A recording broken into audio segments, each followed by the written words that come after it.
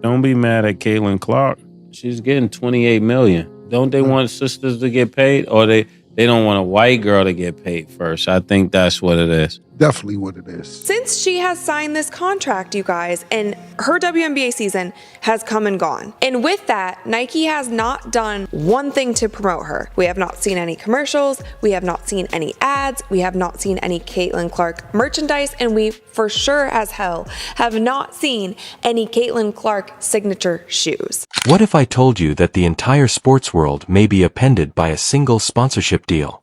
Caitlin Clark's huge Adidas contract exposes much more than simply sneakers. It also highlights gender conflicts and racial tensions. Everything we believe to be true about sports marketing is being completely thrown out the window by this transaction. I want Asia Wilson to have a shoe and every black young lady to have a shoe. But she's marketable, and I'm not saying you young ladies aren't. You said Asia who? Asia Wilson. Asia Wilson. So from the Aces? Yes. That's what everybody's mad Oh about my because she goodness. doesn't have a Yeah, sneaker. that does make sense. Right. So I'm not saying she's not marketable, but people are up in a frenzy, and nobody was paying attention when I was talking about this during the NCAA tournament, not the sneaker part. You may be wondering, what's the big deal? Well, let me explain. Nike signed both AIA Wilson and Caitlin Clark, but neither of them had a signature shoe at the time. Nike then decided to make a signature shoe for Wilson while telling Caitlin Clark to wait. After that, Nike remained silent. Meanwhile, Caitlin Clark, the rookie sensation, signed a huge deal with Adidas, but the timing raises questions. On the other side, multiple MVP winner AEL Wilson is set to begin making her own signature shoe, but this time, Nike wants to take the lead. When you deal with corporate America, it is no feelings involved. It is purely business.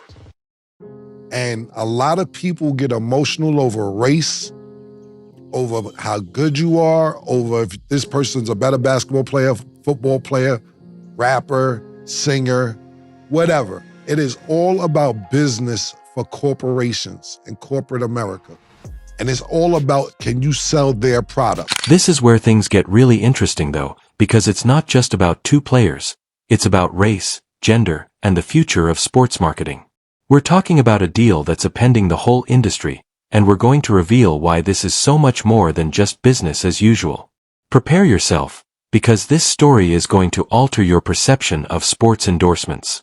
It's Nike, Under Armour, Adidas, Reebok, whoever said, because she sell our shoe.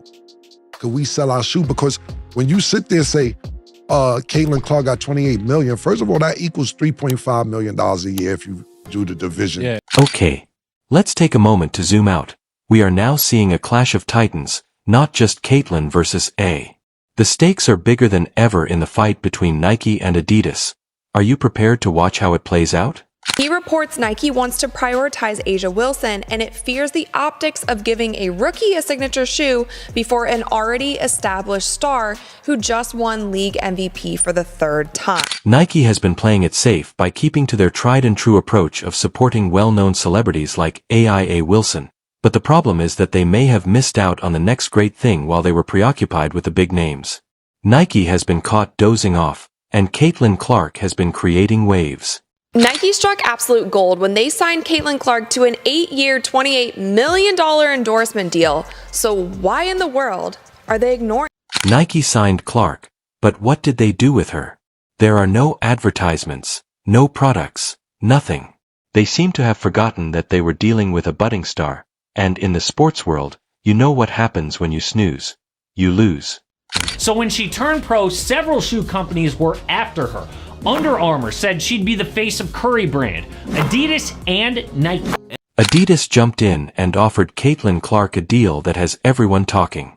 It's not just a contract, it's a statement. Adidas is stating that they believe in women's sports and are supporting that belief. Adidas saw what Nike couldn't or wouldn't do. Now let's talk about regular season viewership, not draft viewership. Regular season viewership, it grew by 20% in 2023. It's grown by 180% now, which means it would take another 5 or 6 years to do what Caitlin Clark has. However, this is where things start to become fascinating. In addition to being a talented player, Clark is a game changer. Since her debut, WNBA viewership has increased 400%. Can you believe that one player is changing the whole women's basketball scene? Her games average over 1 million viewers. It doesn't make any sense at all. And playing the politics where, oh, we need to release Asia's shoe first. Well, no, it's not Caitlin's fault that you haven't done anything for Asia yet. And maybe think about, why haven't you released something for Asia yet? Is it because you're not sure how it will sell? And if that's the truth, like, that's just business. Why are we coddling these women? You wouldn't see this on the men's side. If a brand thinks they're gonna sell shoes with a player, they're gonna release some stuff. They're not gonna be like, oh, well, so-and-so has been playing in the league a little bit longer, so I'm gonna make sure I get theirs out first, and then we'll push Caitlin's 2 seasons. They're saying now that we might not get a signature shoe from Caitlin until 2026 or 2027. Why, therefore, did Nike allow her to elude them? Perhaps it has to do with internal politics. Perhaps they are too preoccupied with their current stars to notice the next big thing that is directly in front of them. Or perhaps they are simply mired in the past, whereas Adidas is looking to the future. We landed a major endorsement deal with Adidas. This partnership is a game changer. It's a huge win for Clark and for women's basketball. As you can see, Adidas isn't just selling shoes here. They're selling a vision of what women's sports can be. They're betting heavily on Clark, yes, but they're also betting on a whole new era of sports marketing. They're saying, hey, we see the potential in women's sports and we're going all in, while Nike is left playing catch-up. AIA Wilson, a multiple MVP winner, is still waiting for her signature shoe, while Adidas is out there changing the game and making moves that are upending the entire industry.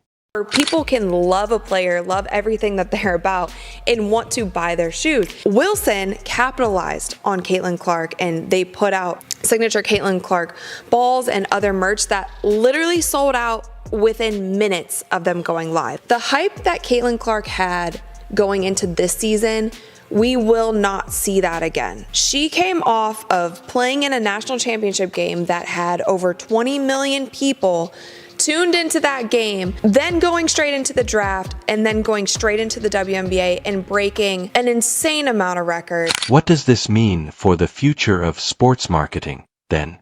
Are we witnessing a change of leadership, or is Adidas poised to overtake Nike?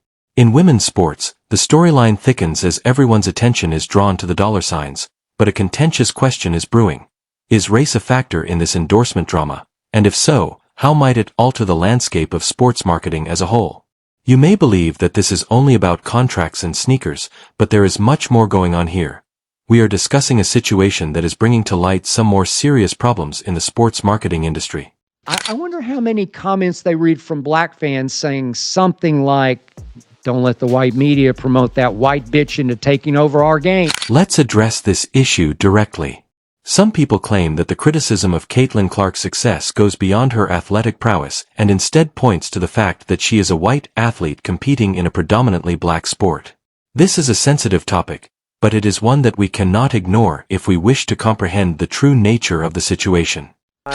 We're committed to Asia Wilson. However, this whole issue is bringing attention to gender in sports marketing as well, so it's not only about race. Not only is Clark's contract with Adidas altering the rules for her, but it is also changing the way businesses view female athletes and their potential marketability, which is affecting women's sports endorsements generally. How impressive has Asia been this season? I think she's the greatest player in the game. I think she's one of the greatest players of all time, and we just need to stand down and recognize and pay homage. 24.0 points per game, 12.1 rebounds per game, and now 1,000 points in a single season. Asia Wilson's stats are off the charts. These leftists are idiots, but here's where it gets really interesting. This situation isn't just exposing problems, it's pushing for change. Companies are being forced to confront their biases and rethink their approach to promoting diverse athletes. We're seeing a potential shift in the entire landscape of sports marketing. This whole controversy is forcing us to take a hard look at representation and recognition in sports marketing. Who gets the big deal, who gets left behind, and why are questions that brands can't ignore any longer. To the biggest star in sports. It ain't happening. They're lying to themselves. They're delusional. Consider this. If Adidas recognizes Caitlin Clark's potential, what other opportunities exist that conventional marketing approaches might be overlooking? This could mark the beginning of a completely new era in sports endorsements, where businesses start investing in a wider variety of athletes and look beyond the usual suspects. Thank you watching for my video. These leftists are idiots. What does this mean for the future of sports marketing, then? Are we witnessing a change of leadership, or is Adidas poised to overtake Nike? In women's sports, the storyline thickens as everyone's attention is drawn to the dollar signs, but a contentious question is brewing. Is race a factor in this endorsement drama? And if so, how might it alter the landscape of sports marketing as a whole? You may believe that this is only about contracts and sneakers, but there is much more going on here. We are discussing a situation that is bringing to light some more serious problems in the sports marketing industry.